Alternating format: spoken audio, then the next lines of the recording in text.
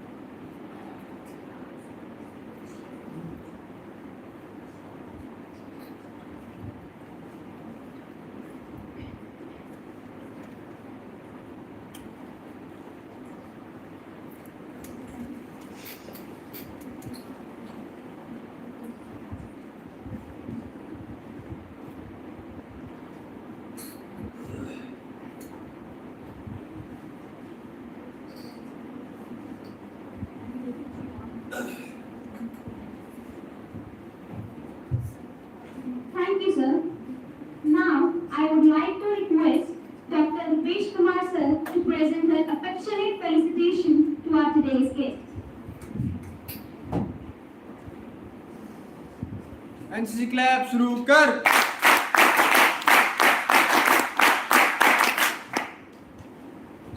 NCC clap शुरू कर।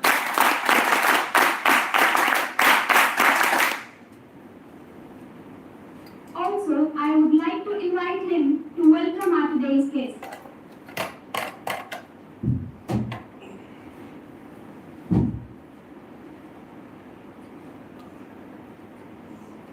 आज हमारे जो गेस्ट हमारे बीच में है श्रीमान सुनील श्रीवास्तव जी और श्रीमान अशोक कुमार, राष्ट्र के अंदर राष्ट्र निर्माण के लिए हमारे विद्यार्थी कैसे आगे आ सकते हैं, अधिकतर विद्यार्थी मैं देख पा रहा हूँ यहाँ पर एनसीसी से हैं और राष्ट्र का गौरव बढ़ाने के लिए उनकी जो आने वाले भविष्य में आर्मी, एयरफोर्स और नेवी में जाने की इच्छाएं हैं, वो कोशिश कर रहे हैं। इस कॉलेज के जो 5000 से भी ज्यादा विद्यार्थी हैं, वो कैसे राष्ट्र निर्माण के लिए इन 3 सर्विसेज के भी अलावा देश को मजबूत बना सकते हैं। ऐसा व्यक्ति बना सकते हैं जो व्यक्ति निर्माण करके राष्ट्र को मजबूत बनाए। और अपने दोनों गेस्ट से मैं यही आशा करूंगा कि सिर्फ आर्मी, नेवी और एयरफोर्स के अलावा एक अच्छा इंसान और मजबूत आदर्श वाला इंसान जो समाज को मजबूत बनाए, कर्तव्य का बोध कराए और राष्ट्र अपना राष्ट्र है इसका बोध कराए, तो वो एक अपने आप में एक आर्मी का सोल्जर की तरह काम कर सकता है। आज हमारे बीच में जो दो महान आदर्शवादी अपने गेस्ट हैं, ये अपने विचारों से हमें प्रेरित करें और हमें इस मुकाम तक राष्ट्र को आगे बढ़ाने के लिए कर्तव्य बोध का अनुसरण कराए। मैं उनसे यही आशा करूंगा, इसके लिए हमें प्रेरित करें और सभी विद्यार्थी इस कोशिश में है कि उनकी अच्छी बातों को यहाँ से लेके जाए और अपने जीवन में उतारें। धन्यवाद। Thank you, sir.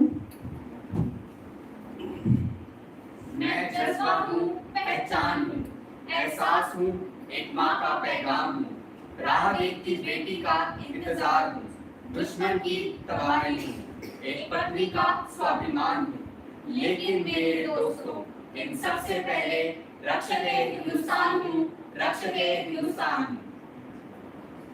With these words, we would like to welcome each one of you sitting here for the day 2 of Tejas, the Defense Talks. A warm good morning to one and all present here. I am Mitali and they are my co-hosts Jatin and Vedika, and we heartily welcome you all in today's inquisitive panel discussion on the topic Changing Dynamics of India's National Security on behalf of Kartavya, the Civil Services Society, in collaboration with National Cadet Corps NCC of Kirodimal College. Today, we have with us the most distinguished panel of speakers, and we really hope that all of us leave this house by gaining something out of their experience and excellence.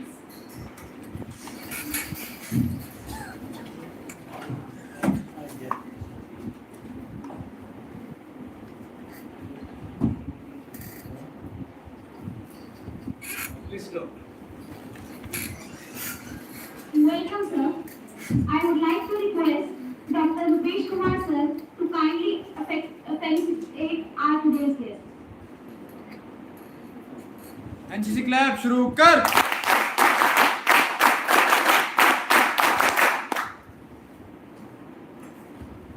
Thank you, sir. Dear audience, we require your kind cooperation for the session to be the most fruitful one. We request you to maintain the decorum throughout the session and would also request you to put your phones on silent to avoid any disconcertance. Kartavya, the Civil Services Society of Kirodimal College, founded in 2017, is a vision and mission of providing a platform of collaborative learning. We aim to bring together all the civil services aspirants under one roof and facilitate them with veritably conductive learning and knowledge-seeking environment. It too focuses on imbibing in them the qualities of mental alertness, clear and logical exposition, balance of judgment, and critical skills like leadership, integrity, and assimilation.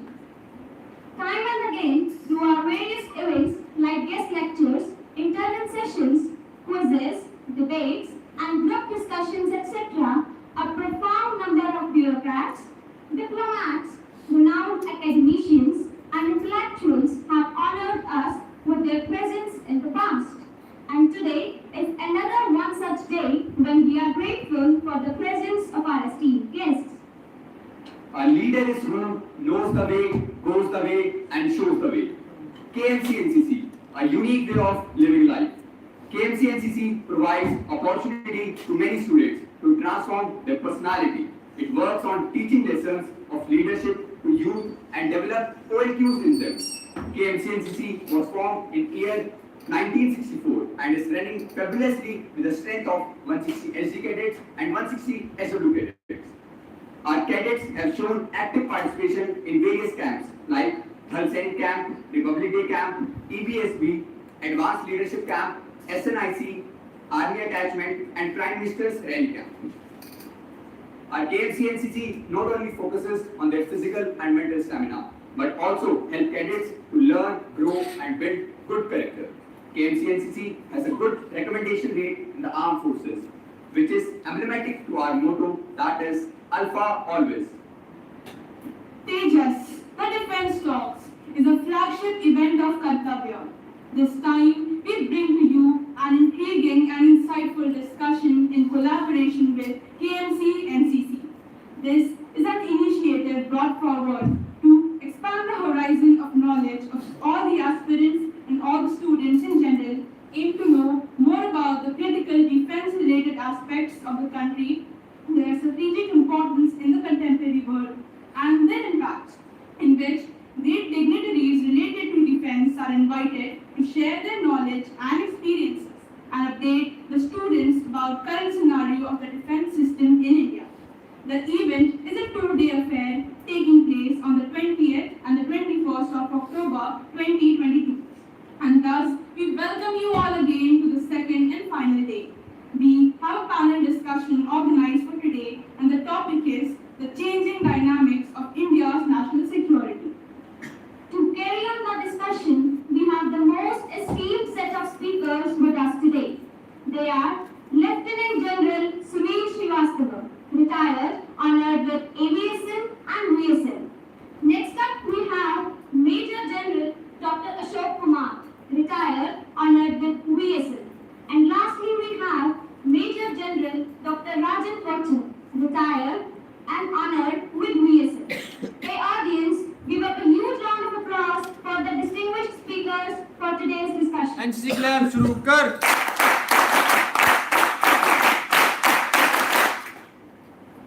Dear audience, to make the discussion more interactive, we will also be having a question and answer round after the end of the discussion.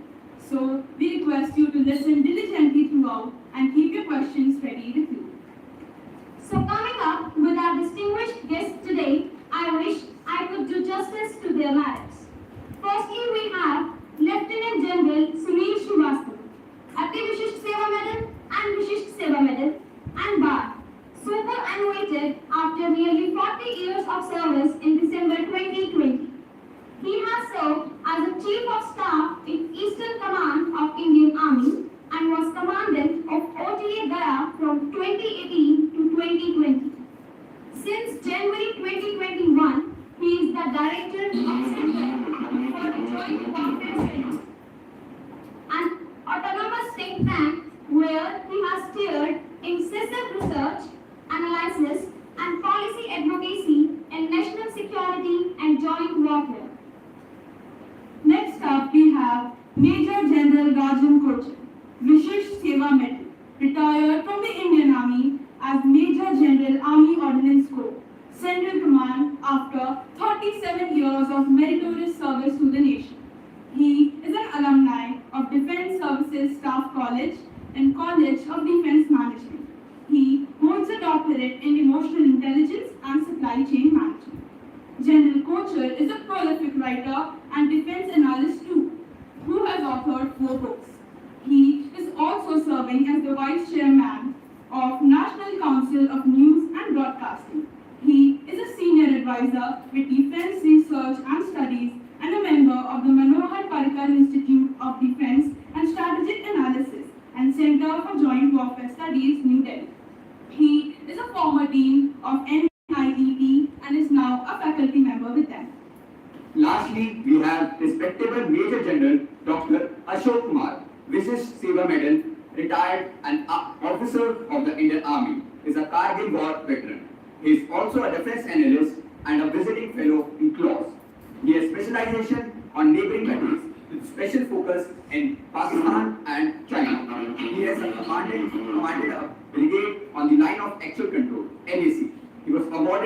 Seva Medal for his distinguished service.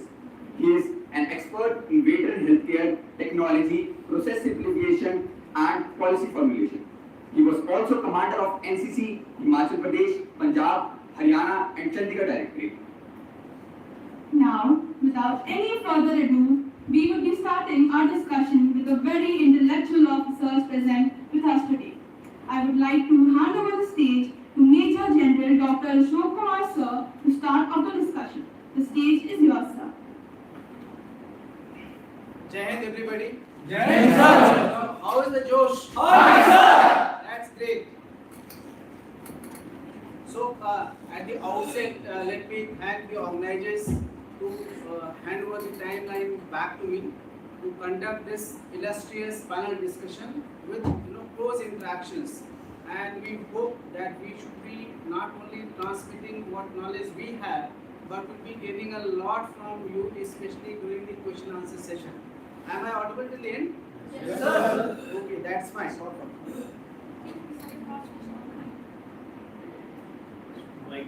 Is it audible now?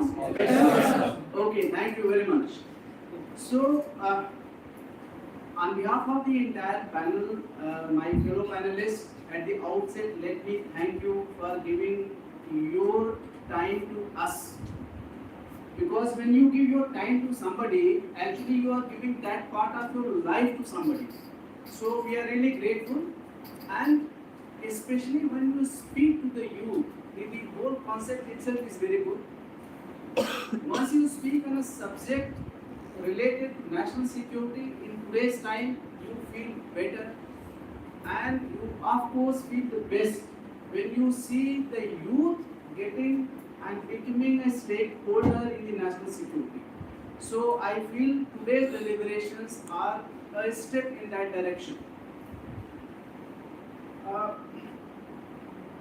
Without much deliberation initially, initial session will be started by my senior colleague, General Srivastav, and who will speak to you on national security system and its reforms.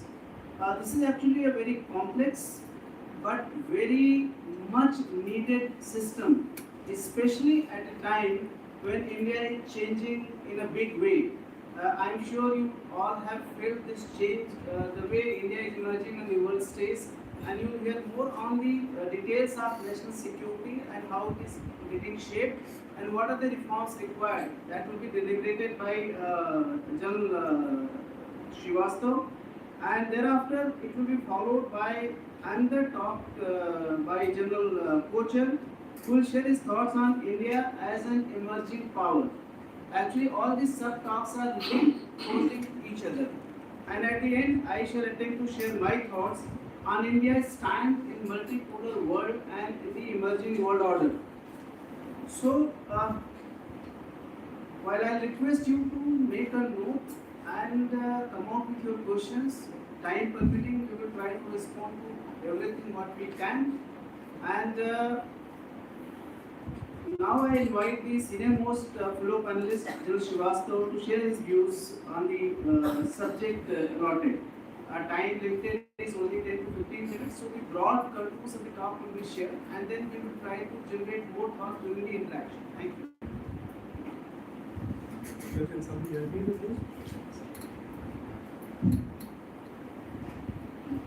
Yeah, Jai Hind and good morning everyone. Thank you, General Ashok, General Kochar, for being here with me for this discussion today. Professor Rupesh, dear children, I thank Kartavya and Colonial College for giving me this opportunity to spend some time with you and share my thoughts. And as General Ashok just shared with you, the theme that you have chosen for today's discussion is very relevant, and the best part of it, they are interlinked. So, unless you have a nation which is secure, you really cannot have its growth having a trajectory that it can be an emerging power by the time the Amrit Kaal finishes 2047.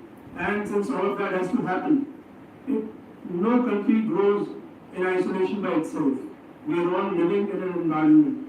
So the environment influences what strategies, what policies, what structures you have. And increasingly, global, regional, and internal security environments have become blurred. They overlap. This traditional thought of external security and internal security being compartmentalized that is since broken. So before I get down to the contours of the national security system and its reforms, during my arrival here, since I arrived even before time, I was having a bit of chat with Kamal and others. So I gathered that some of them amongst you, some people amongst you are civil services aspirants. Can I know by show of hands as to how many of you are? Alright, so we have about fairly good number here. So I take it that the awareness levels of these few about national security systems should be a little higher than the others. And I'll try and tone down this complex subject so that it becomes more comprehensible and easily absorbable by you, right? So first and foremost, let me start out by saying that national security is not a very narrow issue, should not only be seen with the prism of territorial security or maybe one of the internal security. There are many dimensions to security, right? And why is that so? Because a nation is secure only when it can preserve its values, its interests, its security objectives, which includes everything that you know about territorial integrity, sovereignty, the values that we have of justice, equality, fraternity, liberty, dignity. So all of that has to be preserved. And then any country, every country must have its undenied right to the global commons, to the resources. And it should be able to grow in an environment where its choices are not interfered with, where it can exercise autonomy in whatever it wants to do. So that is why national security goes much beyond the traditional concept of your border. Only. What is the kind of environment? Because since you're not living in isolation, as I said, the environment that you are living in, somebody in mid-80s, when the Russians were going down, characterized an acronym which is very catchy. It's called VUCA, VUCA. What about it earlier? Okay, so volatile, uncertain, complex, and ambiguous. They said when the Russian system is going down, this is how the world is going to be. So we must have systems which are responsive to these things. But that was 1985, and about 27 years down the line, they couldn't have imagined that the scale and pace of this VUCA characteristics is going to be so high. Okay. The scale and pace have been so different than ever imagined. So national security systems have to be resilient and responsive to be able to react, anticipate changes which are of this nature. And we are living in a world which I'm sure Ashok will be talking about it more. What we are seeing increasingly is a conflict competition continuum. So you have peacetime competition, it develops into kind of violent conflicts. And this is where your national security system has to navigate the winds and so it's able to deliver the outcomes that we want. Alright? And then we have certain issues which are transnational in nature. And what are these? Things which are beyond the control of a single nation. We have things like climate change. What does it do? It seriously impacts on food, security, water, energy, environment, all kinds of resources. And then you have increasingly what the world saw from the 80s and 90s when everybody was gone through was globalization. And now what we are seeing, we are having economic nationalism, any kind of nationalism, economic warfare, denial of resources, supply chain disruptions, semiconductors, rare earths, all of them being turned into weapons so that the others cannot grow. So that is the kind of environment that you are seeing. If I am going at a pace which is slightly, okay, not so comfortable, anyone can raise a hand and try and pitch it a little lower. Alright. And above all, we have the global commons. So we have space and the vast seas. And what are you seeing? Our people are wanting to, nations are wanting to garner portions of that. Your sea lanes of communications are getting militarized so that they get denied to others. Global waters are being turned into territorial waters by drawing arbitrary lines, lines which are called, like China calls it 9-line. Alright. Arbitrarily, people go back into history and say that our interests are extended to certain regions. Okay. So that is what we call weaponizing history to suit your convenience. So that is the kind of approach that countries are having. And how does it impact in our own neighborhood? It translates into a very peculiar situation. We have disputed borders with nuclear neighbors. And together, in a conducive manner, what they are unleashing are grey zone challenges. So challenges in front of us, they have a very wide spectrum. The grey zone challenges, when a nation is not taking its conflictual actions above the threshold of war, but yet it's trying to hurt you.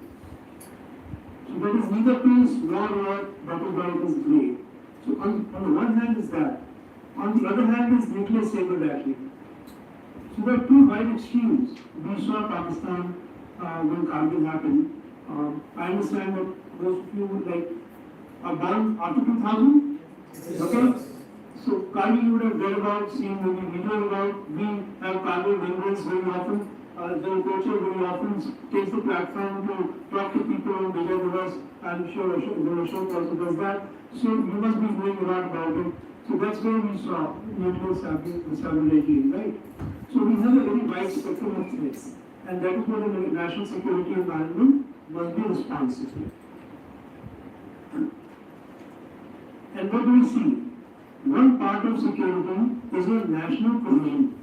Security, as I said, is not only about your borders. It's about how cohesive you are. And that is what our adversaries try to hit at. They want to hit at our cohesion, once again, through grey means. And what are these?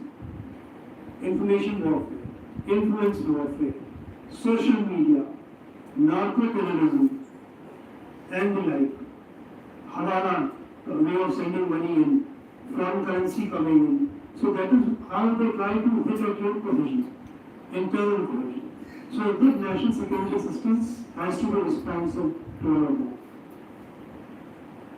So what I do is I will briefly walk you through. I think I will only make it close to about 5-6 minutes. I have full 5 pages worth of talking points with me. If I get down to all of that, I will feed heavily into what my co-panelists have to say. And since your threshold levels of the actual structures of national security are not very high, I'll give you a brief. To understand what our national security system is today, you need to know what it was when we were independent. Because when we became independent, we inherited a system which was put together for us by Lord Ismay, who was the chief of staff of Lord Mountbatten. And that is when India had a commander-in-chief, a CNC system. A CNC system which was very closely intertwined with the political decision-making. That was the ideal kind of system. That is why I must take you back to what we inherited. What were the plus points of that, and how as a nation we lost no time in dismantling all of that. So let me explain quickly. So there was an overall commander-in-chief of the Indian Armed Forces, right? The overall commander-in-chief of the Indian Armed Forces in 1948 itself in the petition, so that appointment was abolished. So where did the commander-in-chief's powers go? They went to the Governor-General. Once again, he was a Britisher. That remained so till 1950. In 1950, we became a republic. And when we became a republic, the CNC powers were thereafter vested in the president. Alright. So that is how the issue of the CNC system overall happened. Now this CNC was not an ordinary CNC. He was a part of the Viceroy's Executive Council. In effect, he was number 2 in the country. That was the power of the defense systems in being intertwined closely with the political system there. So this was one. Second thing was that we inherited a CNC system from the Army Chief, Air Chief and the Naval Chief. They were known as Commanders in Chief. Alright. And as Commanders in Chief, they attended one of the apex bodies of decision making was the Defense Cabinet Committee. Alright. Defense Cabinet Committee since then has morphed in many ways. It became the Emergency Cabinet Committee, it became the Cabinet Committee on Political Affairs, and now today we know as Cabinet Committee on Security. So now the point that I am going to try to get into your minds is, at the apex level for security decision making, the country has something which is known as the Cabinet Committee on Security. It was known in different names I will be shared with you, but the important part is that the Commanders-in-Chief attended the meetings of the Cabinet Committee on Defense. And this was something which was stopped after independence. However, the second important thing was that the Commanders-in-Chief, they had a series of committees which were serving this apex committee, which were based the Defense Minister Committee, the Chiefs of Staff Committee, and the Joint Intelligence Committee. And all of them were served by an institution, a body known as the military wing. A military wing which was manned by a brigadier, a serving brigadier level in rotation by 3 services. So what do you see? You see the apex Defense Committee, alright? It is being served by what? It is being served by a series of committees. The Defense Ministers Committee, Chiefs of Staff Committee, which in turn is being served by the military wing. And the military wing is manned by uniformed people in rotation. And where does this military wing sit? It sits in the very heart of the government. What we know today is the Cabinet Secretariat. So military wing was part of decision making. This same military wing, over a period of time, was diluted. In 1989, the military wing was transferred to the Ministry of Defense. The Joint Intelligence Committee used to be a part of the military wing. It was taken from there and taken to the Cabinet Secretariat. Eventually, the military wing got subsumed in what structure came up in 2001. So what do we see here? That we have a mechanism wherein uniformed people were very closely involved in all affairs of security and discussions. That got dismantled. And this gradual dilution, it came about because of very two misplaced notions. Alright. Very briefly, let me mention those notions to you. They were primarily driven by the political hierarchy of the day. Prime Minister Jawaharlal Nehru and the likes of them. So they had a kind of mistaken premise that, that a pacifist India, an India which does not acquire anybody's territory, which is not aiming at getting anything from anywhere, will not have enemies and will not have conflicts. How wrong? Within 5-6 weeks, this misplaced notion was broken. And the second thing against the uniformed people that they nurtured was that these people are mercenaries. A view that they were working for the British forces and therefore they were not together with the Indian nationalists when the freedom movement took place. How wrong was that notion is what I want to tell you. Is that when they were prisoners of war in the Second World War, in Italy and Germany there were about 3,000 of them, and there were more than 40,000 in Singapore. They were given an option that either you swear allegiance to the British forces or you join the Azad Hind Fauj. All of them made a moral choice and they joined the Azad Hind Fauj. So they were all of them nationalists. Second thing is that very few of us know that the Indian Navy, the Royal Indian Navy, in 1946 had a mutiny. The mutiny of the Indian Navy was supported by Indian Army units and the Air Force. That once again endorses the point that what Lord Wavell, he recorded in secret notes, that any and every Indian soldier what is solved is a nationalist. The same uniformed people after partition, there was mayhem, integration of all the provinces and all the issues that took place in Junagadh, Hyderabad, J&K, immediate challenges on partition, so much of carnage. All that was handled by who? It was handled by these loyal forces only. Alright. So this apathy towards the uniformed people was very, very misplaced. Alright, let me just mention very briefly some milestones to you. In 1952, without much notice, I think not even 1 week notice was given. They were sent a letter, and General Kumar was the chief, and they were told that you will now become attached officers. All the Army, Navy and Air Force will not remain part of the ministry, they will be turned into attached officers. This is something you all must understand. It was a very, very paradigm shift. Why? Because in the Indian system of governance, government has departments. And what do the departments have? Departments have the power to make policy and implement it. Whereas attached, subordinate or integrated officers do not have the policy making powers.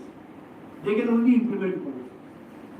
And the interaction between the three forces and the ministry thereafter reduced to files. All the interaction thereafter started happening through files. Alright. So this is one landmark in 1952.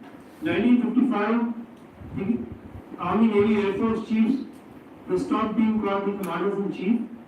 It was said in the parliament that the president is the supreme commander, commander-in-chief. So this title doesn't behold. So thereafter they were called chiefs of staff.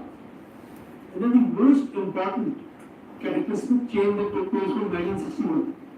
So we had allocation of business rules and transaction of business rules.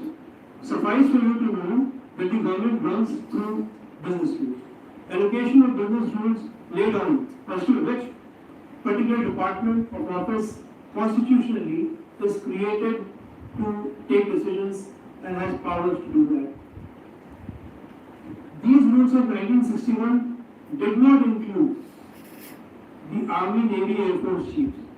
So therefore, the defense of India, thereafter the responsibility of defense of India, preparation, prosecution, fighting, demobilization, all of them went to the defense secretary.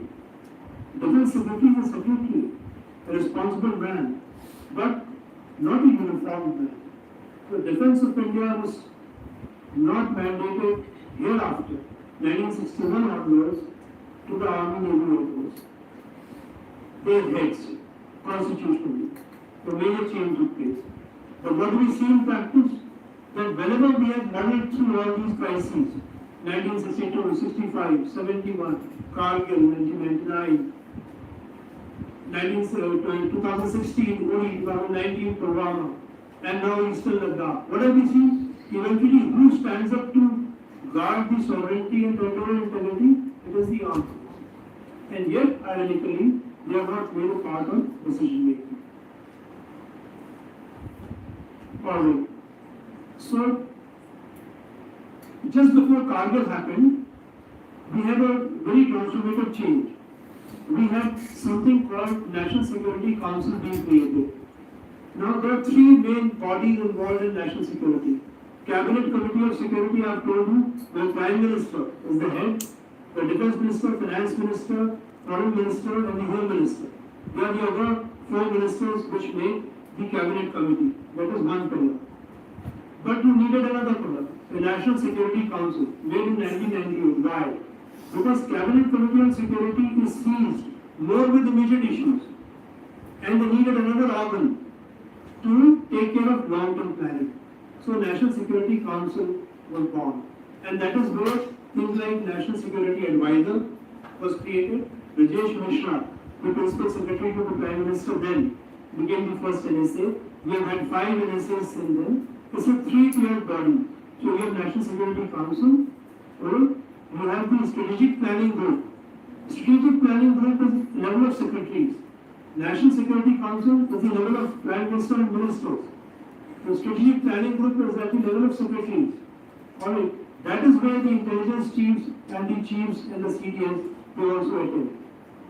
And the third is National Security Advisory Board.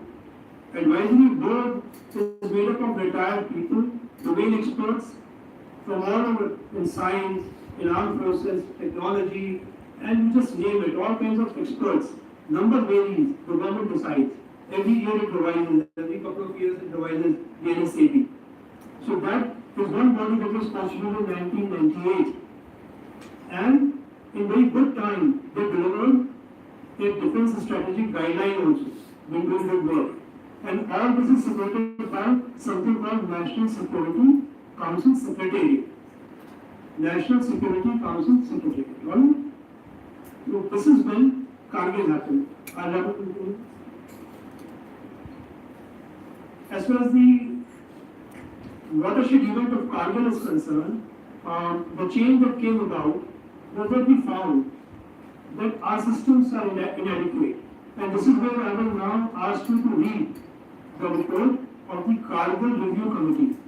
Kargil Review Committee report was written by, was headed by, the Kargil Review Committee was headed by K. Subramanian, a doyen of Indian security thinking. So K. Subramanian and his team put together in quick time, in 2-3 months, a fantastic report. And it made a host of recommendations. And it recommended that you have it studied by not bureaucratic level, but you have it studied by ministers. So though a minister was found, it was headed by the Home Minister L.K. Advani, and there were other ministers there. So there were 4 task forces.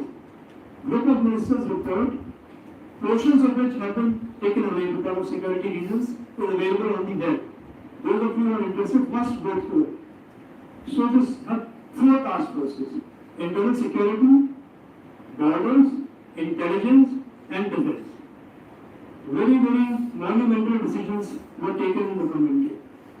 As far as borders are concerned, the concept of one border, one force came about. So we have BSF manning the Pakistan borders and the Bangladesh borders. We have ITBP manning everything to China borders. You have SSB manning the borders around Bhutan and Sikkim. Alright. And you have Assam Rifles manning the borders with Myanmar. So this one border, one force, a very, very watershed change took place there. And the other change, as far as defense systems are concerned, took place was that they recommended a CDS and a vice CDS. Why did they recommend? Because they wanted the Chief of Staff Committee to function in a more cohesive manner. All this while the Chief of Staff Committee system was a system wherein one of the chiefs, the one who was the senior most amongst them, was made by default. So you have the Army, Navy, Air Force chiefs, one of them who is the senior most becomes the chairman of the Chief of Staff Committee. And what outcome was that? Outcome was that we have people for 30 days, as short as 30 days. And we have people for less than 2 years. And what do they deal with? He is a part of the National Command Authority. National Command Authority deals with nuclear forces. He is in the chain of that. Can you imagine a system, a person in that nuclear chain being there only for as little as 30 days? So they said the system must change. You must have a permanent chairman.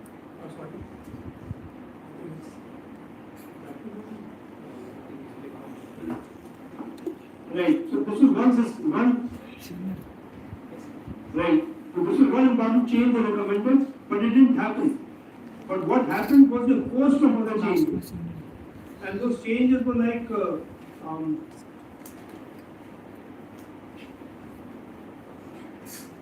following. Strategic Forces Command came up, Andaman Nicobar Command came up, and the GOCs and Cs were reporting to the permanent chairman of the Chief of Staff Committee.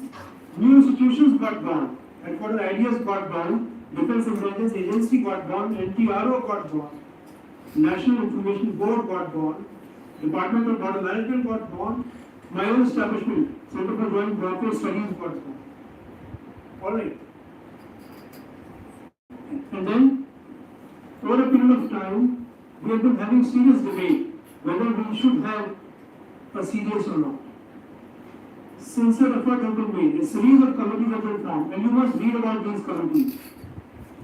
Arun Singh was one of the first people.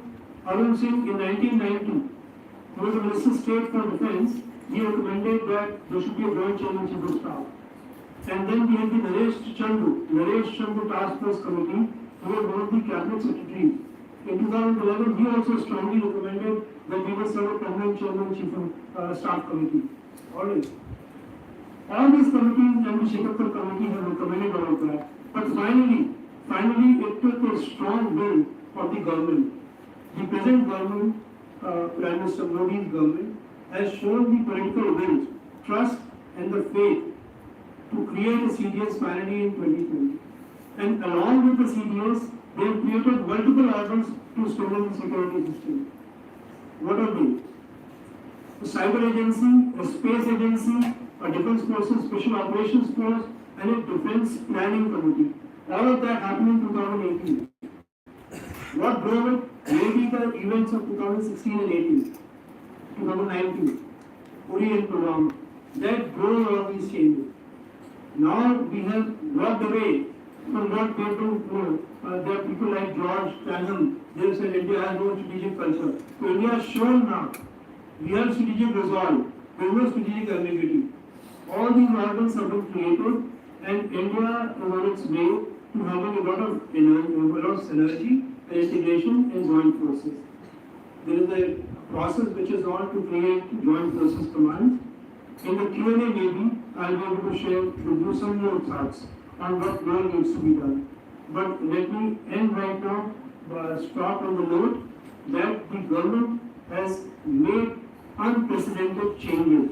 Now entirely to the responsibility of the defense forces and the leaders and everybody else, all the other stakeholders, to make all that possible and realize it. Thank you very much. Thank you, General Srivastava, for giving an excellent expose on national security challenges and the reforms which are underway. I am sure each one of you have got at least some thought, except some of you who have gone with the spiritual, thought process, closing their eyes. Others would have definitely got some sense at least what we inherited at the time of gaining the independence. How have things have progressed? What were actions which actually negated the strength of the armed forces, and subsequently what all has been done post Kargil especially to redeem some space which was lost. Of course, there are miles to go. More, you can interact with General Srivastava during the question and answer session if you have left certain questions still in your mind.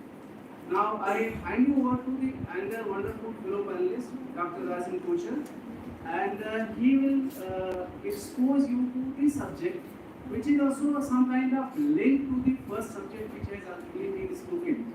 So keep a mental note, keep your pen and paper, keep noting down your questions and queries, so that in the end we can do some justice to that. Over to General Dr. Rajan Kochar. Don't mind if I stand up. I'm used to standing up and speaking. It's part of education institution. Can you hear my voice? Yes. I don't need it. First of all, Lord, and I had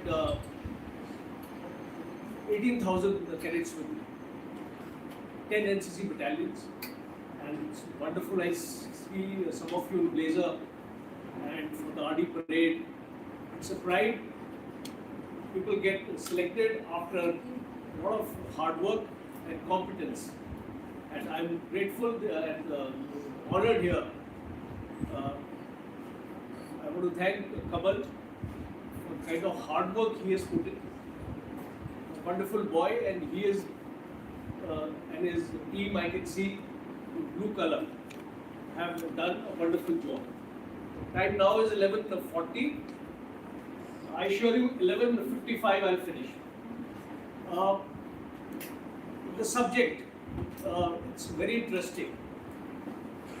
India as an emerging world power. 75 years of independence we have had. And certainly 1947 to this day, India has developed technologically, infrastructure-wise, industry-wise, and we see today our highways and the connectivity, telecommunication. In our times, when I was in school and all, there were no mobiles. Today everybody has a mobile, and the kind of connectivity we have in this country, 3G, 2G, 4G, 5G, then it's going to be a 6G also. So India has the resilience to imbibe technology. And who are the people who will be responsible for India's rise as emerging international power are the people who are sitting in front of me today. Because you are the leaders of tomorrow. You are the people who will make a difference to this country.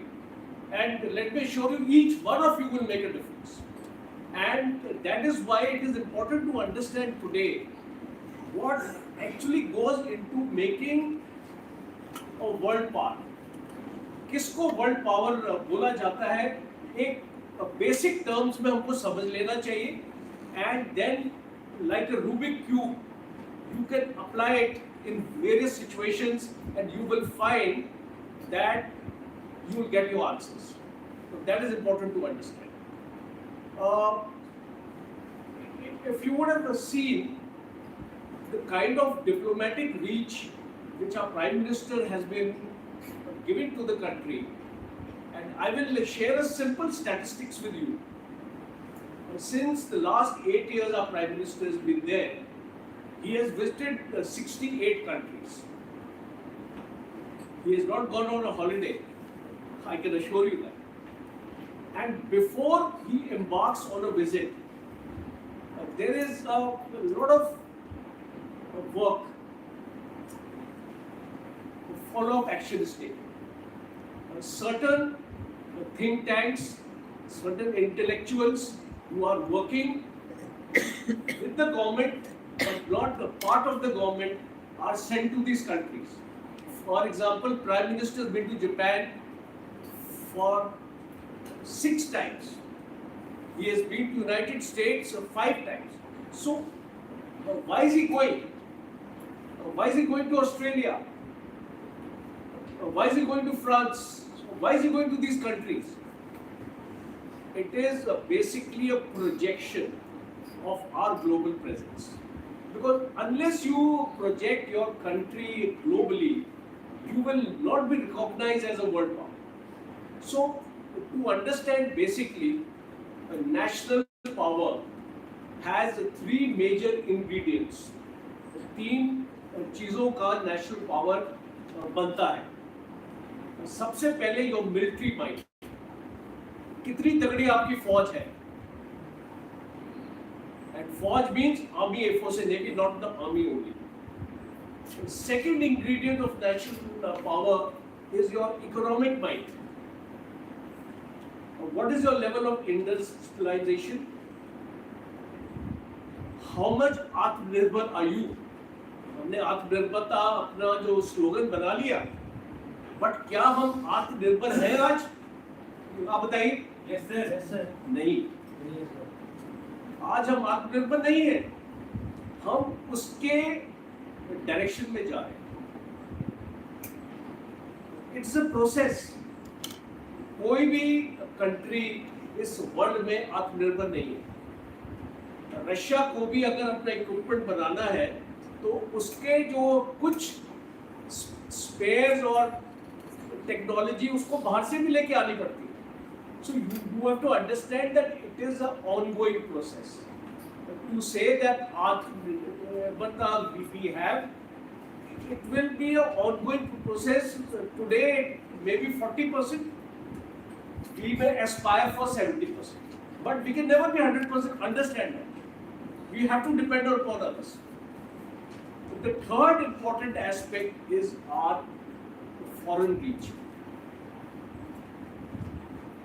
our diplomacy, our foreign policy. These three things make you a national power. And what are the sub ingredients of national power?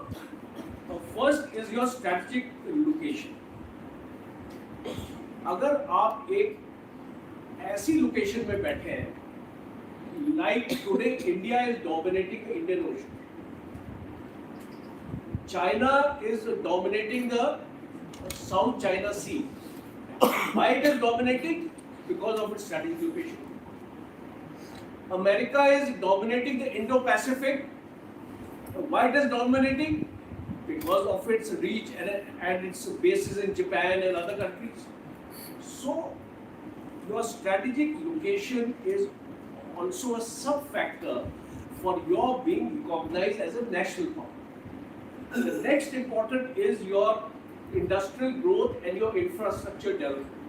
जिस country में industry नहीं होगी, बाहर के लोग आपकी country में नहीं आएंगे, तो आपका नेशनल पावर आप अपने आप को कहला नहीं पाएंगे.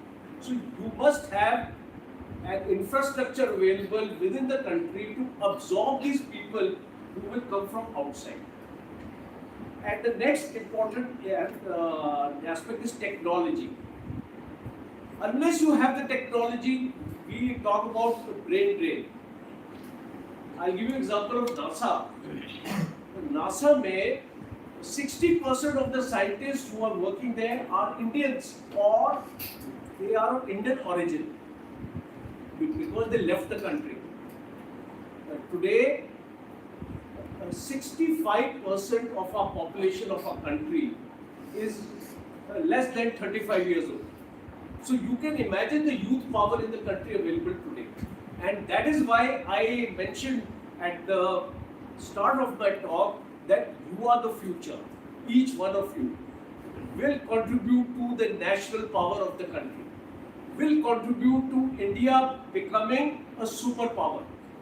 And therefore, please chalk your path, your journey, your goals, your aspirations, your dreams in that direction. Now I'll give you another important statistics because unless I give you statistics, आप ये सोचेंगे कि मैं वो I'm talking in the air kind of a thing, because I must also sound credible to you.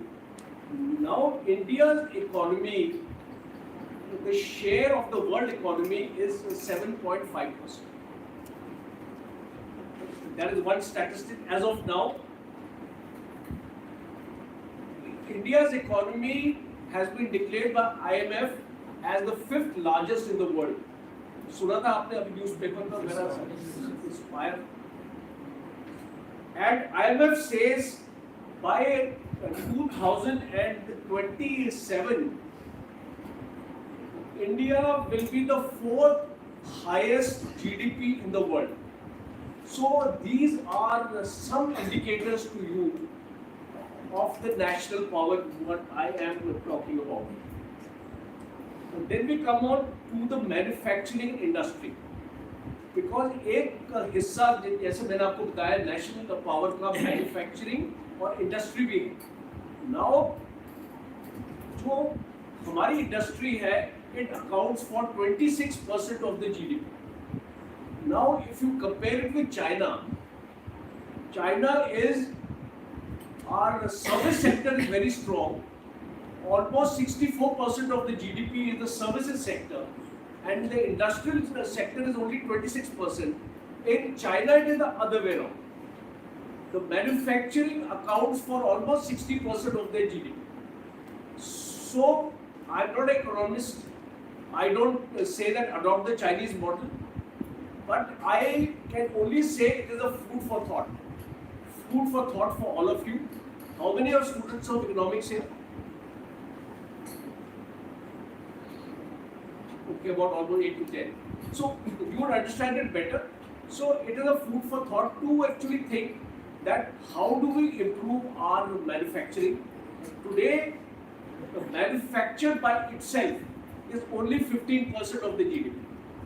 तो अगर आपको super power बनना है 15% GDP से बन सकते हैं, आप बताइए, please tell me, give me an answer. No. Yes, correct answer. So our this industries minister, Piyush Goyal, he has just made a statement. I saw it in yesterday or day before yesterday's paper, and he says that we need to reach 25%. So that is straight from the horse's mouth. So unless you go to that extent of 25%, you will lag behind being a superpower. From economics, I will come to military now, because that is closer to my heart.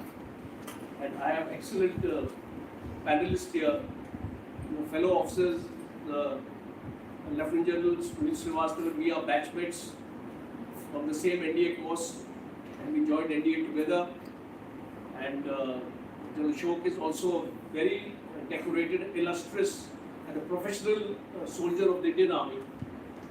The key driver of the military modernization started in the 1971 war, when we realized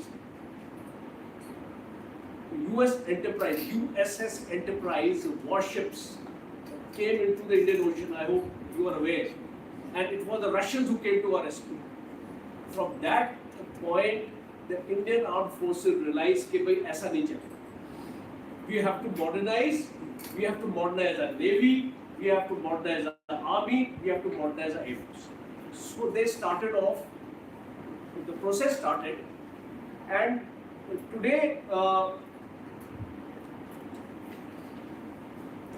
we have the 4th largest army in the world. Why has China been blocked off in Ladakh, and why China has not entered or dared to enter and start a war with India? Because China knows that in case it fights a war with India, it's not going to win. It's going to be a stalemate kind of a situation. There will be losses here, there will be losses there. He is not prepared to take his losses. So he doesn't want to fight.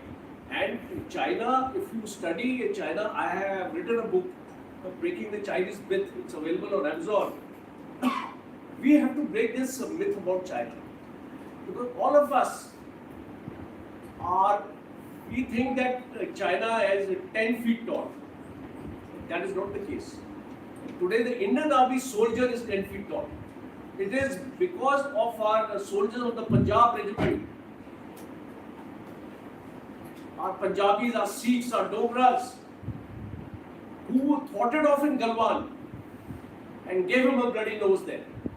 So you have to understand the might of the Indian Army is in the soldier. The Naam, Namak and Nishan are the 3 words I want you to take home from here. आप अपनी life में ये 3 शब्दों को मत भूलिए. ये खाली फौज के लिए नहीं है, ये आपके लिए भी है.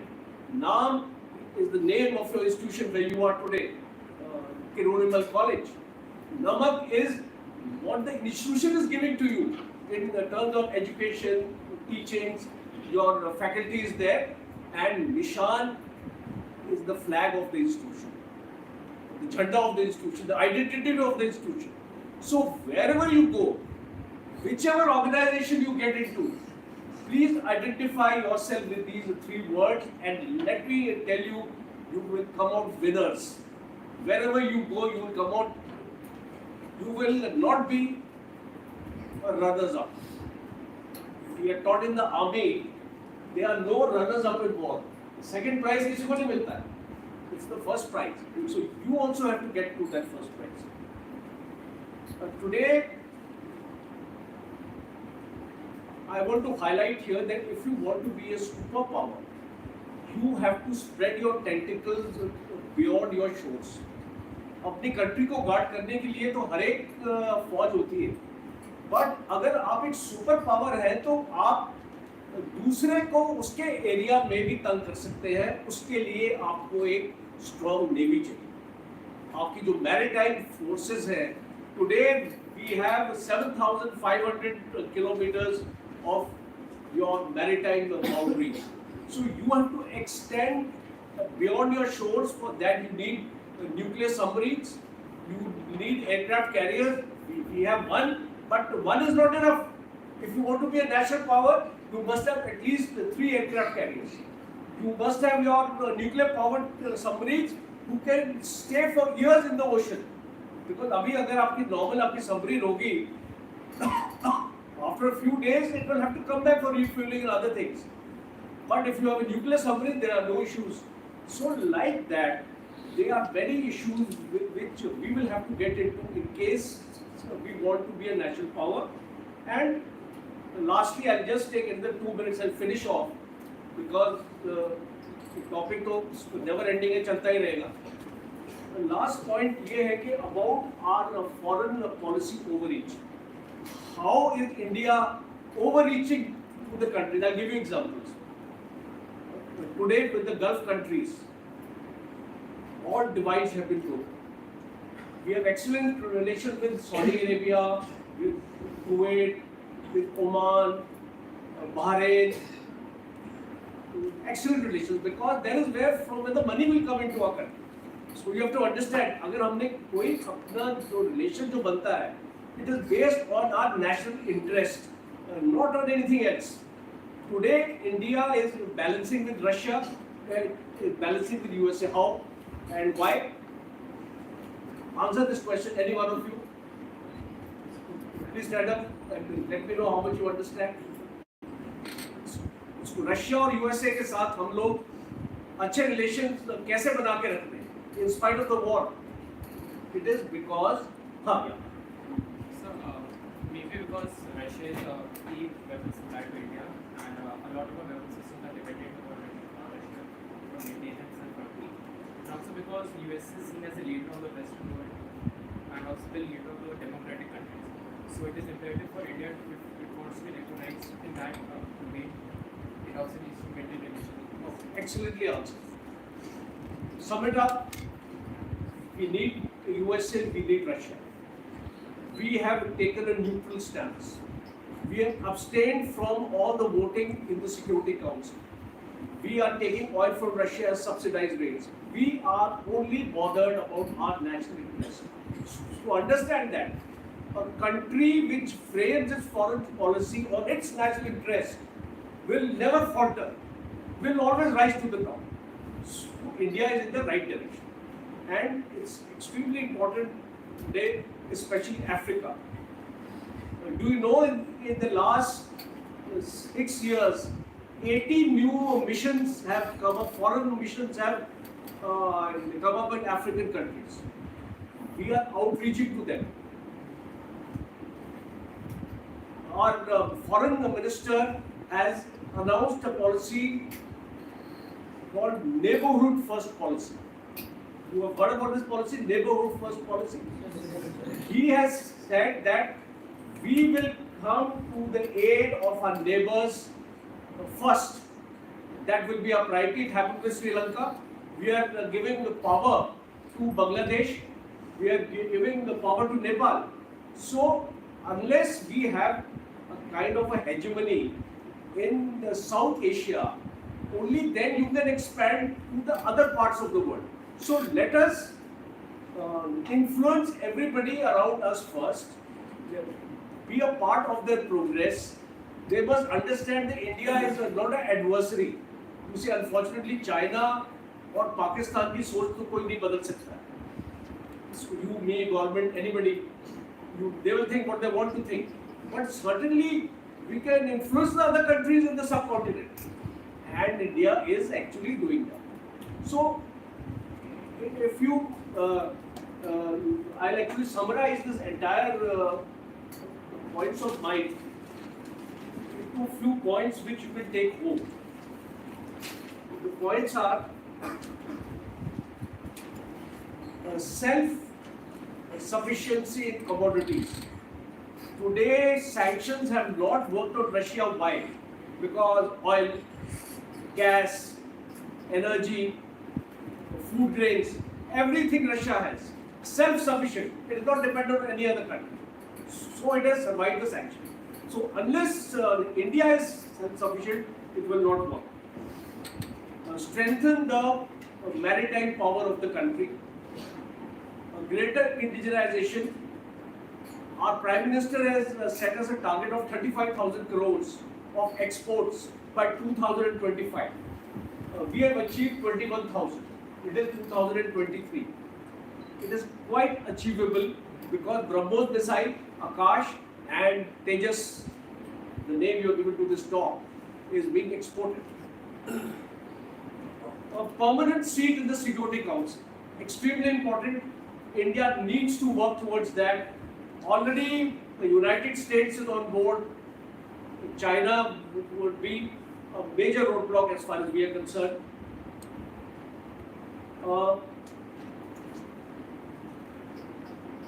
For our industry,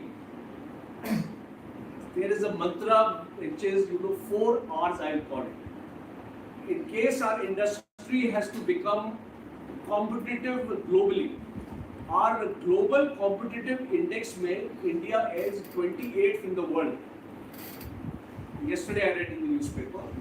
We are 28th in the global competitive index. Why?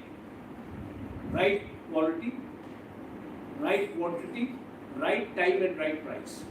ये 4 आर्ट्स को अगर हम संभाल लेंगे अपनी इंडस्ट्री में, अपनी क्वालिटी सही कर लो, अपनी प्राइस सही कर लो, टाइमली डिलीवरी दे दो और जो क्वांटिटी जिसको चाहिए उसको आप पहुंचा दो, you have done your job. And lastly, transformation is the key to success. Always remember this. A change should always come in your life. Don't resist change, because change always brings some improvement. Try to understand the change. Try to understand the transformation of your lives. And if you understand that, if you are able to transform yourself, let me tell you, the country will get transformed. Because boond boond se nadi banti hai. So you are the drops of the ocean.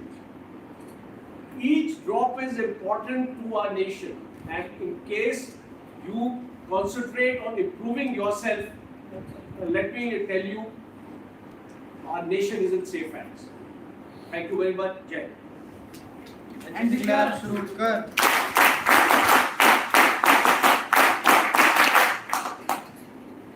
Thank you, Dr. Kochar, for covering the multiple dynamics of India's emerging power. I am sure you would have really grasped some important aspects of that talk, and which will really make you believe that probably your generation is that generation in the history which will see India actually becoming a central power in the world. And it is not the prediction of the astrologers, it is something which is there, written on the wall. So, thank you, sir, for excellent exposure on the issue. And now it's my turn. So,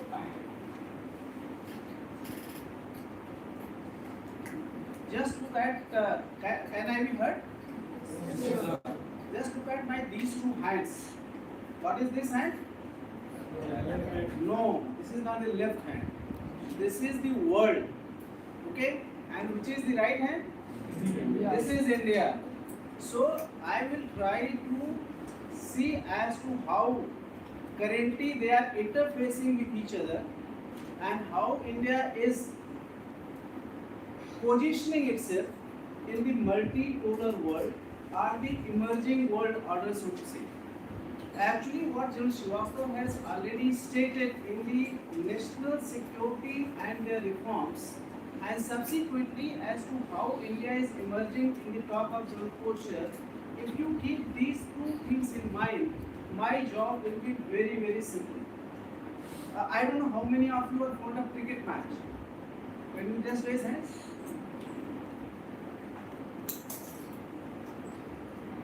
reasonably, good numbers.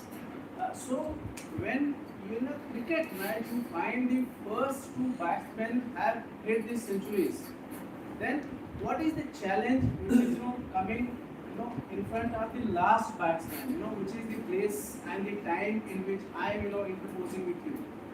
It's pretty difficult.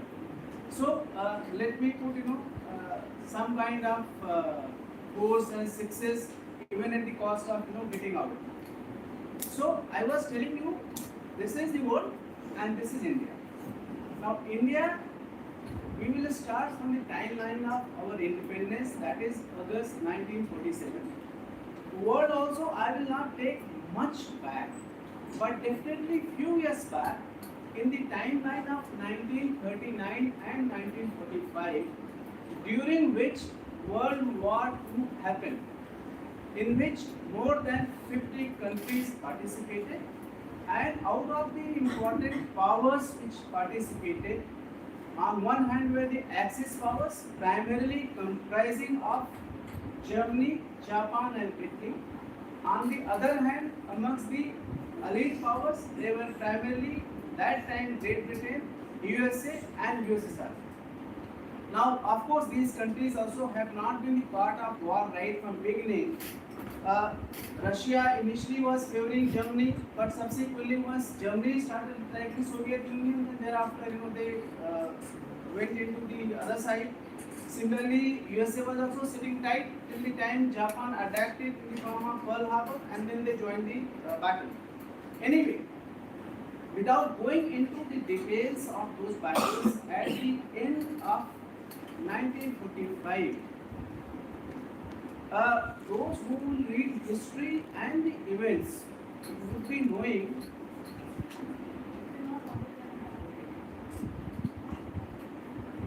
those who would be reading history would be knowing that in the month of September 1945, USA had dropped two nuclear bombs, Nagasaki and Hiroshima.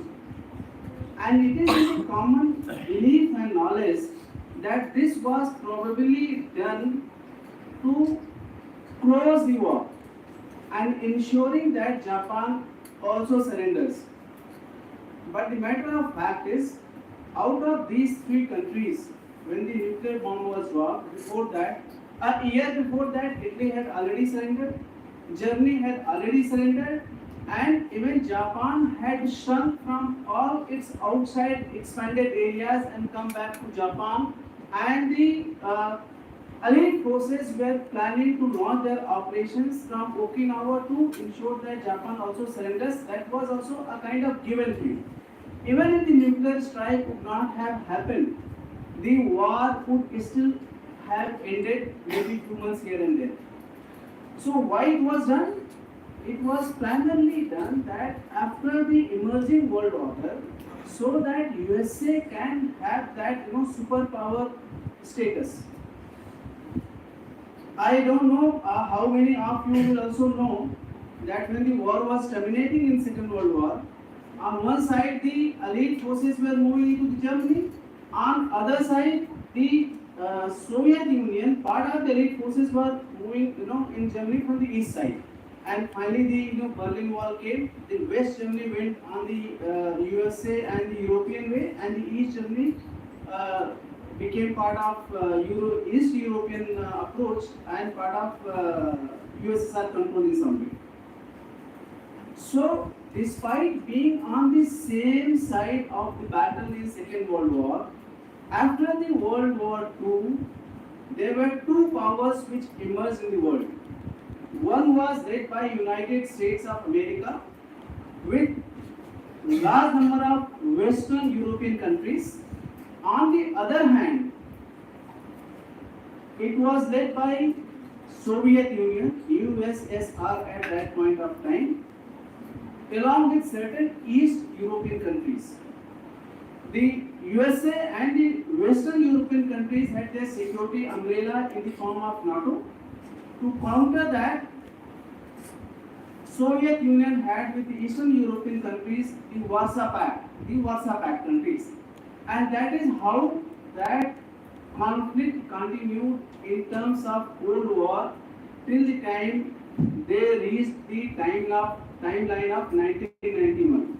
So whereas the left hand is now 19, we are now at 1991. So from that World War II till 1991, there were only two superpowers, USA and Soviet Union, both having own friendly countries, and we have reached the timeline of 1991. So let's not neglect the right hand too much. Let us see where the India is. Now India became independent in 1947. Of course, for the Battle of Independence, there was one democratic and non-violent approach led by Gandhi, Nehru, and that time Congress Party. But there was also an armed approach led by Netaji in form of the INA, about which you talked when John Kocher talked about the nationalist feeling, amongst the people. But finally, the way it came out that the independence was got by Congress and our non-violent mean of fighting and opposing the Britishers. Of course, there are documents which say that the mutiny of Navy, the resurgence of the Azad Hind Fauj, and there were a number of other factors which compelled Britishers to give us independence in 1947. So whatever, it's matter of research and the matter of opinion, will not go into that. So this hand, when it became independent in August 1947, it inherited more than 500 princely states. Now, the British Independence Act of 1947, which came into being on 18th July 1947, gave all the princely states two choices, either to join India or to join Pakistan.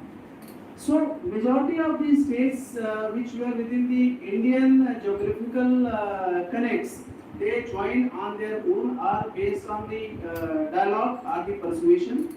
But there were difficult ones also, like Hyderabad, which required the armed intervention. So 1947, 47, after that India got busy in Hyderabad, it got busy in Junagadh, and it was not enough. Maharaja Hari Singh, who was trying to keep J&K little free from both sides and delay the decision, once he signed the instrument accession, so India had to intervene because J&K became part of India, and the battle started between India and Pakistan just after the independence actually, and it continued till 5th January 1949, more than a year's fight. And in the end, we went to UN. Finally, we could get 2/3 of the J&K state act. It existed, despite the constitutional norm of the entire state being of our own. Anyway, be that way. So 47, 48, the princely states integration, and then since we were the main propagators of the non-aligned movement, this hand which had thrown up two superpowers, India along with other friendly countries or the third world countries, was not keen to join either USA-led group or the Russian-led group.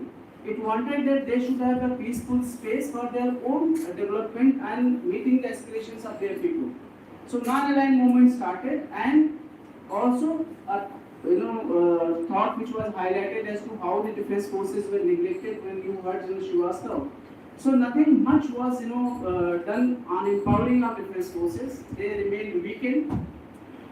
We continue focusing on the dialogue, so much so that I don't know how many of you have visited Goa. You'll be surprised as to from 47 onwards till 1961, 14 years, we kept talking to Portuguese to give Goa back to us, because there was no relevance of Portuguese commanding Goa. But finally they didn't agree, and we had to have the forced fight to take back Goa, then Daman and Diu along with that, because these three were the main Portuguese colonies. So 61 that came, and then 62 happened. Now at the time of 62, we were of the firm believer that China will never attack India, and therefore we did not prepare not only the defense forces in its entirety, we did not even employ the forces which had at our disposal.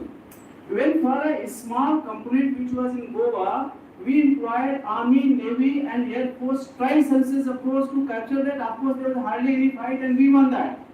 But in 1960 war, we did not even employ the Air Force in the offensive role. Despite suffering these casualties, we did not employ entire military might against China. We were continuing with the belief of Panchshil Agreement of 1954, Hindi Chini Bhai Bhai, a number of other things that they will never attack us. And therefore, if you have a belief, naturally you will prepare accordingly. But anyway, 62 was a watershed, and India learned its lessons, and thereafter it went on restructuring its national power, its military, and everything. And when 65, Pakistan thought that India has weakened and suffered a huge loss in 1962. So let me, take that advantage and enter into India again. They again entered in JNP. But this was a different India, the different right hand they were dealing in. So India crossed the current day's line of control. Those days it was still known as CFR, the ceasefire line, the term which was coined after 1947-48 war, and it was crossed on 5th of August 1965, and thereafter, another month's time, India not restricted the conflict only to the Jammu and Kashmir, it ended into the place of Punjab also. The first time it was, where the India was operating offensively. It did not do that in 47-48, it did not do that in 62 also. So 65, the right hand reached there. Of course, during the Tashkent Agreement, we lost whatever we had gained, that is a separate issue. 67, China did some mischief in Sikkim, in Chola, and which is that famous Bungla. Bungla and Chola posts. General Sagat Singh was the commander. He gave them tough fighting as against less than 100 losses. We were able to kill 400 to 500 of Chinese. They finally abandoned and we won. Of course, it was a local conflict at that point of time. 67 and thereafter we further kept improving, came 1971, and what the India as a country, I will not say only the defense forces, because all organs of the national power including civilians, everybody was involved in liberation of Bangladesh. And in 14 days what was created by India was unprecedented in the history of warfare. The number of prisoners of war captured, 93,000, has never happened in the history. So that thing happened, we came to the time of 1971. Actually, we dismembered, Pakistan, which was divided in West Pakistan and in East Pakistan. But when I look back, because in hindsight everybody becomes, intelligent. Probably at that point of time, India should have, left its attention from Pakistan and should have shifted entire attention on China in terms of the capacity creation. But that didn't happen for whatever with the regions. But another important thing happened in 1971. In fact, in 65 or 63, 64, USA started paying excessive attention to Pakistan, and in a way, Pakistan moved under the clutches of the one superpower, that was USA. It got cyber jets, number of Abraham tanks, and in 65 the equipment profile of Pakistani armed forces was much superior than what was with India. But still, we gave them, good fighting and won more than what minor losses we incurred, because it is the man behind the machine which matters, not the machine by itself. So they started, powering Pakistan in a big way. So in 71, so much so that since Pakistan was also aligned with China, China did not do much physically, but this collusion support, then you would have also heard the carrier group of the US Army moved in the Indian Ocean, and it was at that time, since another thing which was happening with the right hand, though we were not firmly aligned with Russia, but since our opponents were being empowered by USA, it was Russia which was giving us the weapon. It is because of that there was a time that our entire weaponry, more than 85% have reached of the Russian origin. As I am speaking to you now, the 70% of our weapon system in Army, Navy and Air Force is ex-Russia. So Russia came to our rescue in 1971, and thereafter we were able to achieve our political aim. So further from 71, we moved ahead, there were changes, trials, and finally we came to the time of 1990s with a state of economy which was actually stymied because of the regulatory regime. That is where the right hand reached in 1990. And the world has reached in 1991, and 1991 USSR breaks. And multiple number of countries get created. The majority country remains Russia, but also in its weakened state. So from 1990 onwards, the two poles or two superpowers get temporarily moved away, and actually USA becomes the sole superpower. Now again coming back to the right, the right hand does a major economic reform in 1991. You would be aware, those who are students of economics, that we had to even we had reached a state where a lot of our gold was to be placed to get the money, but then PV Narasimha Rao's government with Dr. Manmohan Singh's support, the economy was open and India started moving progressively. Finally, somewhere in between, we did the nuclear detonation also in 1974, but not much thereafter. Further, as we moved ahead, came to 1998, we did the nuclear explosion in Pokhran in a recognized manner, and the same was done by Pakistan also. So 1998, both the countries had the nuclear weapons, and China was already a nuclear state. So today, on our western side, you have a nuclear state having 165 nuclear heads. We in India have around 150. And on our eastern or northern, whatever side you wish to call China, they have around 350 plus weapons with them. So now thereafter, because of the natural raw resources available in Russia and continued control by Mr. Putin, they put their house in order somewhere around 2000 onwards, reviving their economy and things like that. And they again reverted back to that two superpower status. Meantime, quietly, China was building its capacities in a very fast-paced manner in the mission mode. In terms of its manufacturing capacities, in terms of the economic development, in terms of the military component, in terms of the space development, in terms of the technology, you name a field, it was progressing. And China and India, there was a time around 2000 to 2010 when both of us were believing that era of two superpowers have gone and we should have the multipolar world. Okay. Now what were those assessed multipoles? One was that since USA was heading the NATO, but if you see the geographical location in the atlas, the balanced NATO countries, they are all in Western Europe, far off from the USA. But USA had put them under umbrella, and then thereafter France and Germany and UK also to some extent started thinking that the European countries should look at their security umbrella differently. They had already emerged as an European Union in terms of the financial bloc and other things. Of course, because of Brexit, UK moved out of that. That is a separate story. So they were thinking, that way. So one was the USA, one was the European countries, third was Russia, fourth was China, fifth was India. So these kind of blocks were emerging, which were growing economically, which were growing militarily, and which were having say. And it was appearing the multipolar world will be somewhere around this, and maybe more as things progress. However, as things change now, just look at the left hand again. Russia started claiming back the space which was vacuumed by disintegration of USSR. So it captured certain countries from 2014. The Crimea was taken, Chechnya happened, and number of other westward expansion of Russia started happening. And simultaneously, what was done? You have also heard the unification of West Germany and East Germany. Actually, it was attempted much before it happened, but that time Soviet Union did not allow.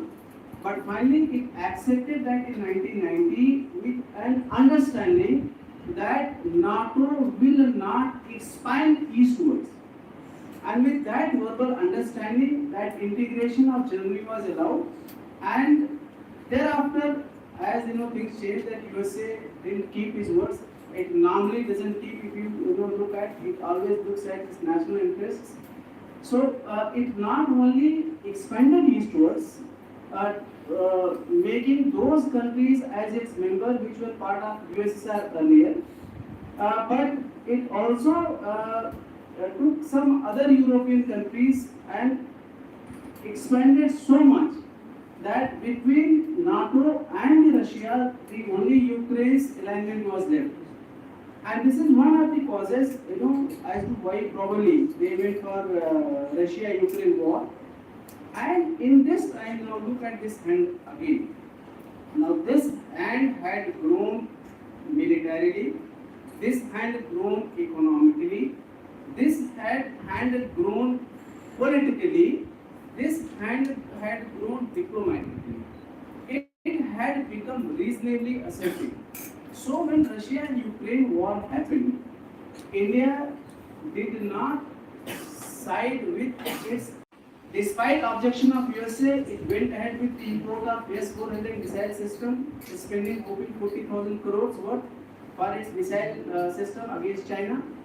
They had initially told that they will have these sanctions, but finally they brought a special act in their parliament to give the waiver, CARSA waiver to the India. India also did not voted favorably to the Western bloc against Russia, which you have already heard by the previous speakers, and it gave an impression that it is aligned to the Russians, but it was maintaining a clear distance, and it was during this time and sometimes preceding that India had started working purely in its national interest. So India was also with USA, because China, this multipolar thing got vanished, and China, once it came on the surface, it now started not only replacing Russia, it started not only between a pole, third pole, in addition to USA and USSR, it started thinking of itself between this single pole, even spacing out USA from its space. And that was realized during the Trump administration, and then thereafter the relations between the countries have soared. The USA has looked at the Indo-Pacific altogether differently now, and even there the command has been named as Indo-Pacific Command, the force level which they keep it here. And but as is usual, two more things happened. The USA armed Pakistan with $450 million for getting their AF-16 ready, and the logic they gave that it was for counter-terrorist operations. No sane person on this world, whether from the military background or otherwise, will believe that AF-16s are going to be used, against terrorists. Not only that, they have a full-time ambassador in Pakistan which goes to POK and makes anti-India stance. At a time when India is showing willingness to work with USA to contain China in form of Quad, in terms of IPF, and number of other configurations, the interaction on the technology front, interaction on the military machine front. But they have gone on that way. India also has certain challenges from Russia, because even as on date when I speak to you, around close to 70% of the defense equipment is from Russian. But India has realized that the indigenous production is the only way out. Of course, it will not happen overnight. It has already listed close to 700 items by means of 3 negative lists which have been published and are available in the open domain where imports cannot be done. In fact, you will be surprised to know that India had become the third largest defense importer in the world. So on one hand, it will be saving that money, which will be doing for a better use. And secondly, when war happens, a lot of things change. I have a personal experience of being part of Kargil war, and we had the Bofors guns. We didn't have the ammunition because of certain issues which came up in the contract. And finally, the items which were of a lower value had to be purchased under the war condition at much higher value. And in any country, whose weapon you are using, if it is not serving that country's self-interest in some manner, it can always dissuade your capacities. So thereafter you have to be self-sustained at Atmanirbhar. So currently whole effort which has been done, it is in the correct direction. And I will just indicate one more change of India, how it is interfacing to the world. India has been supplying its military hardware, but basically in terms of bulletproof jackets, shoes, and the basic items, to other countries. Currently, it is supplying to more than 50 countries. It is supplying the long-range missiles and rockets also, like Philippines and number of other countries are in line. But the best part is you will be knowing that Armenia and Azerbaijan are currently fighting a battle between themselves. And when they are fighting the battle, it is at this point of time India has decided to export defense equipment worth 2,000 crores, primarily of the Pinaka rocket missile system, the firepower based, which can change the outcome of the war. Though it already had exported some defense equipment to Armenia earlier, 3 to 4 years back, but that is was form of radar, the surveys, that kind of equipment. So now India has decided, the right hand has now told categorically to the left hand that I have arrived, and I, despite not formally saying that I profess the non-aligned movement, I have said that I will act and will act and will act only in the interest of our country. Whether it is import of Russian oil, whether maintenance of our relations, and or anything for that matter, whatever is construed to be facilitating the national interest, that is what the right hand will do, and that left hand knows it pretty well. With that note, I come to the end of this discussion. Now all three of us are open to your questions, and you can ask those questions. You can ask your question to a particular speaker or to general, and then we will try to respond. And then we will take 10 questions. Please. Anyone? Please. Very good afternoon, sir. Myself, Nitin Maurya. I am pursuing its honors chemistry from this institution only. So my question is very simple and straight. So what do you think? How far is China from becoming world superpower? And what will be its impact on India? Any of you, please? Should I? Then Pancha will respond to that. China, if you study in detail, in 2011, Xi Jinping came out with a white paper. He came out with a white paper that how does he see China by the year 2047. So he made certain major planning. The first was to modernize his armed forces, and the second one is to improve his industrial might. And armed forces means including his maritime forces. If you compare India with China 20 years before, you will find that disparity was not too much. But today the disparity is a lot. $72.9 billion is the trade deficit between India and China. Now, what the China has done is Belt Road Initiative and CPEC and all these things which you are seeing. He is aiming to become a world power. He has already threatened the United States. Chinese Navy used to be much below the US Navy, but it is on par today.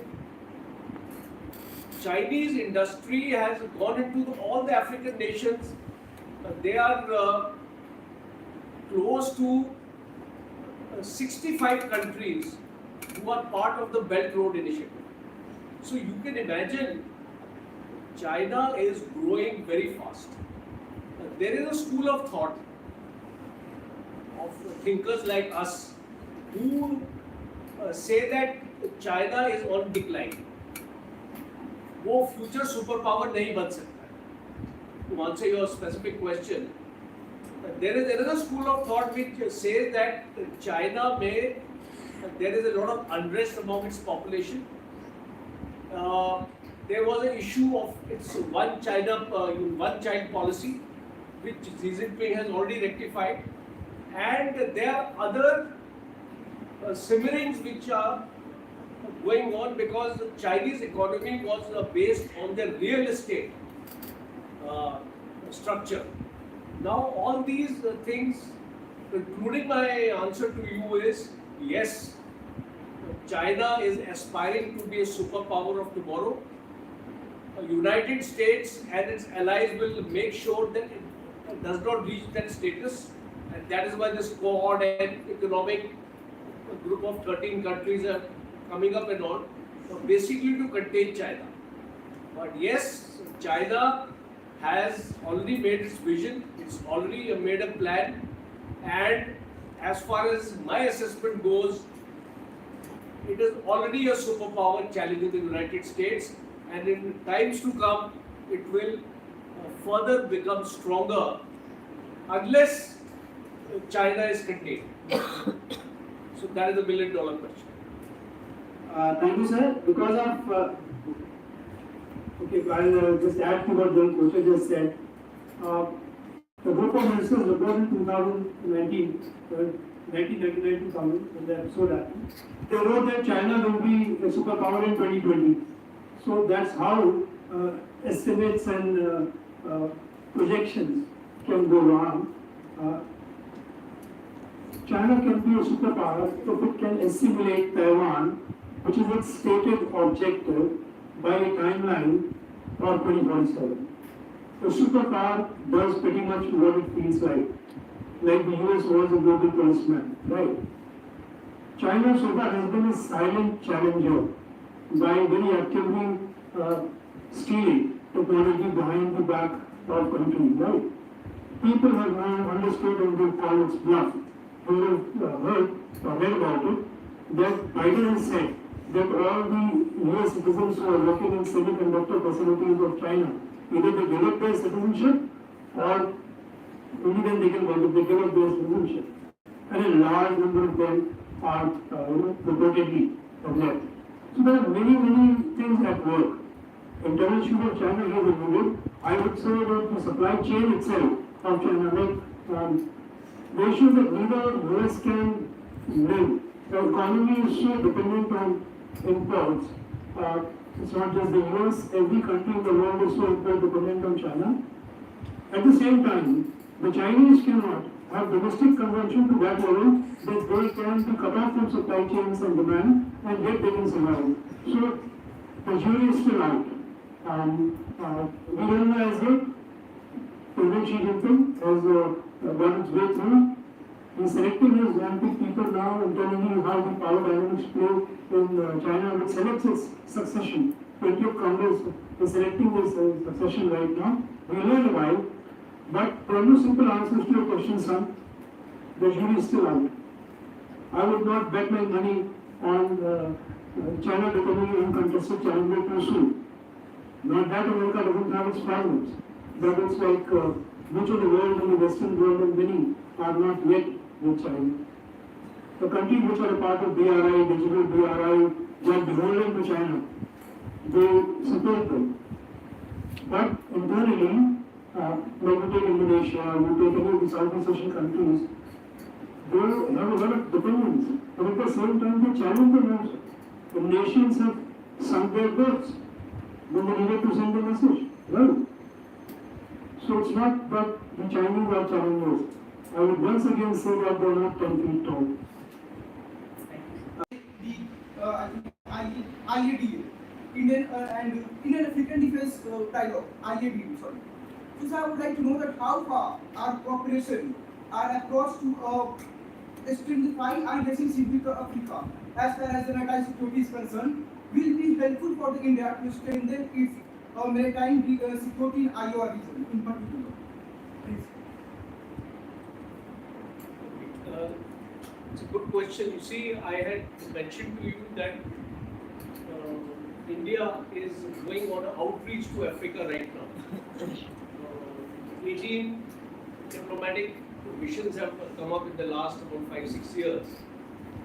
And why it is important is because Djibouti, if you see the string of pearls as it's called, the way this China is developing, right from Djibouti to Hambantota to Gwadar and to Bangladesh and all these ports, because the future of it is through the sea routes only. The volume of trade, you'll be surprised to know that 60% of the volume of trade takes place through the Indian Ocean region. And why? It is important to strengthen your relationships with countries where you can trade with them, you can be partners with them. And when we talk about Atmanirbhar and when we talk about targeting 35,000 crores by 2025, how do you think we can achieve that target? So it's extremely important this outreach to the African, because unfortunately over the years you would have noticed neglected this particular aspect of our foreign policy. We hadn't focused on African countries, but now there is this time and the need to do it. Thank you, sir. Yeah, one last part of the question was about specifically about maritime issue. Are you sir? How Yeah, collaboration with African countries will help in enhance our security domain in IOR? Absolutely right. So what happened was after Mumbai, a lot of mechanisms came up as far as the Indian Ocean region is concerned. So now we have the IMAC, which is for the domain awareness for the entire region of the IOR. We've got 12,000 odd vessels in the Indian Ocean region at any point of time.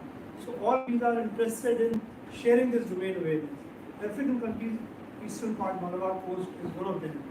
So National Awareness Center 2014 and Information Fusion Center, IFC IOR, Information for the Indian Ocean Region 2018, that's in Delhi, and a lot of countries are partnering. So maritime observer countries, they share their part and we exchange observers. So we have got observers in the maritime awareness centers of other countries and they have observers here with us. So there is a fairly good mechanism and outreach, and we keep having these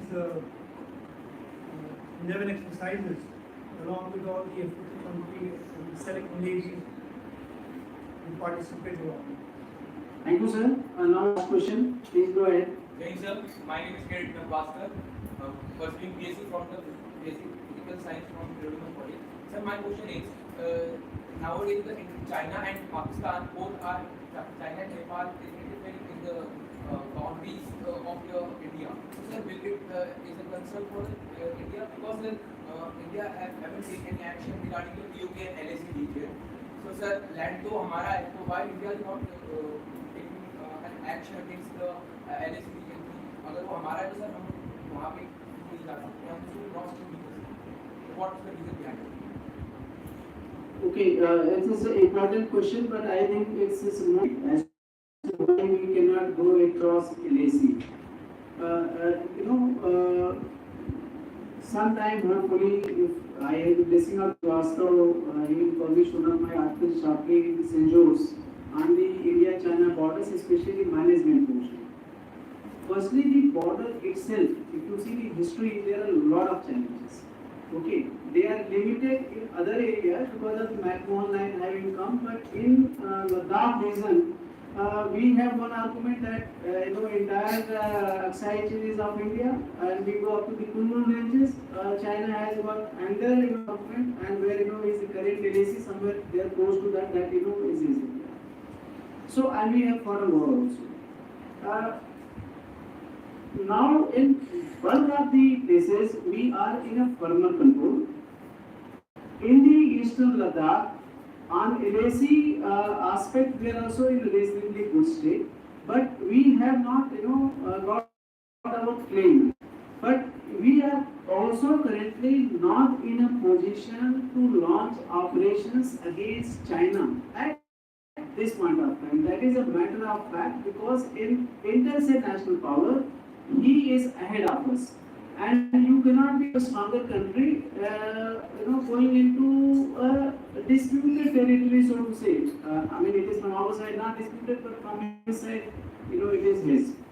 Similar is the case with Pakistan also line of control, and you must understand that despite the related conventional capabilities in the military domain and economic power, all three countries are the nuclear powers.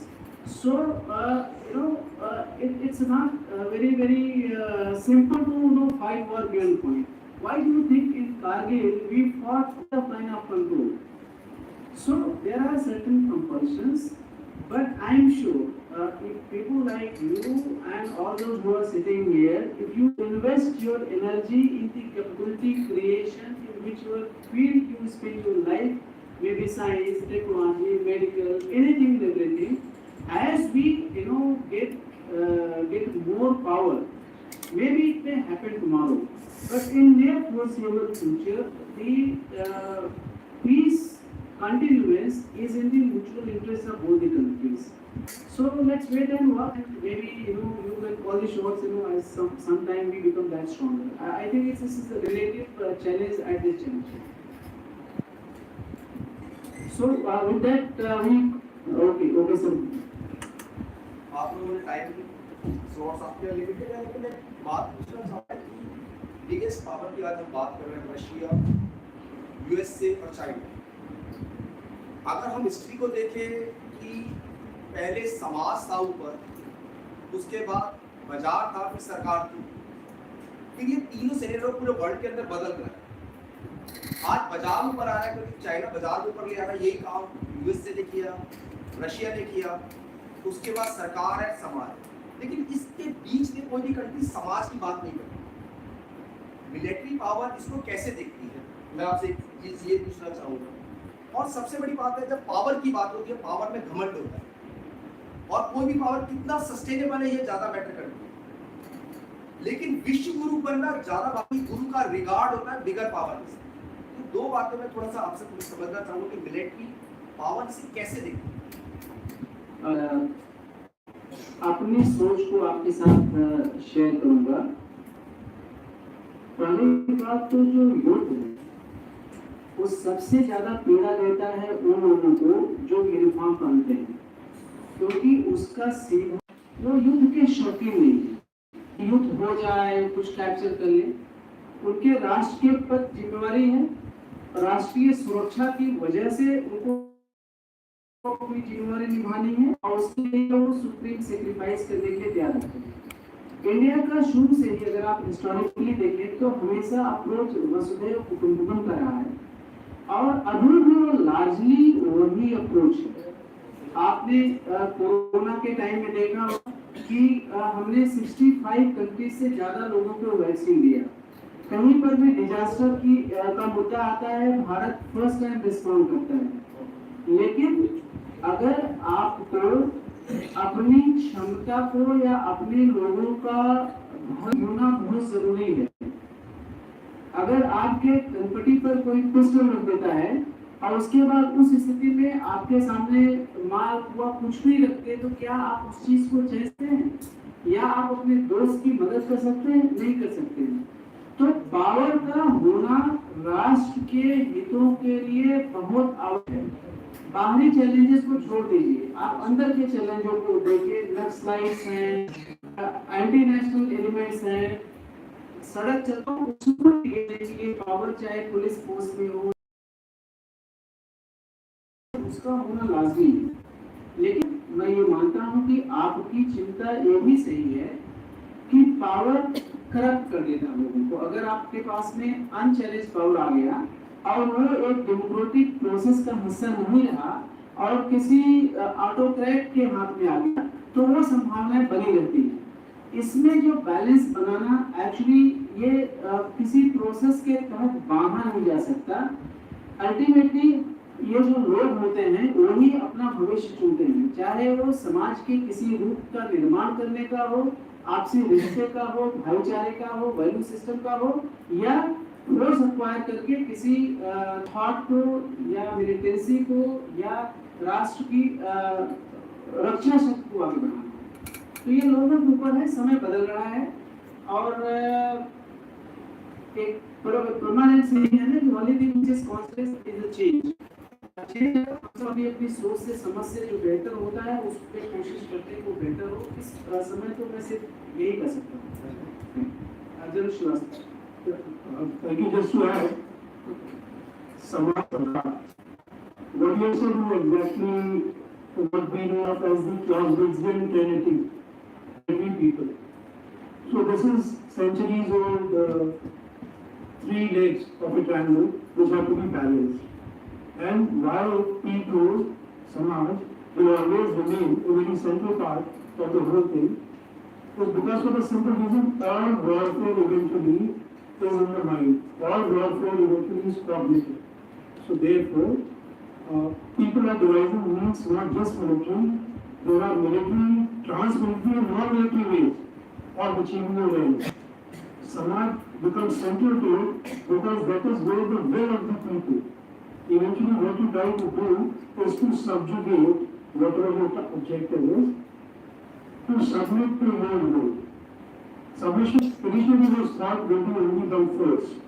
Now, non-kinetic, non-force many means are available to degrade the leadership, to weaken the society. That is why society will remain central in the whole thing. That's what we. Thank you, sir. With that, we come to our role of the panel discussion, and now I would like to thank all our respected guests for the words of wisdom. I can say this on the behalf of everyone present here that we learned a thing from it and now have a much clearer picture of India's national security system. I further thank all the present dignitaries for answering questions so peacefully. We present our heartiest gratitude to all our today's guests for not only sparing their valuable time, but also to grace the event with their presence and for enlightening us with their commendable experience. Now, we would like to invite Dr. Rupesh Kumar to present the mementos to our guests.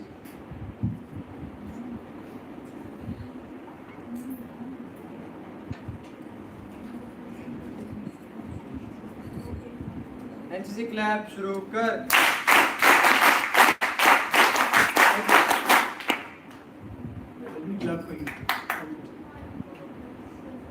NCC clap शुरू कर।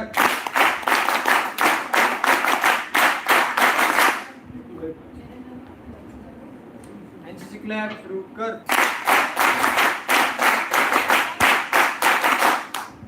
Thank you so much, sir.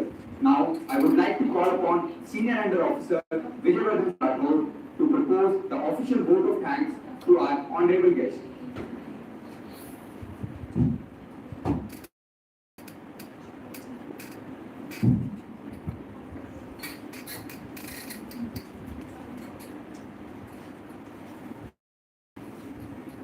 To all the dignitaries, all its staff, and my fellow audience present.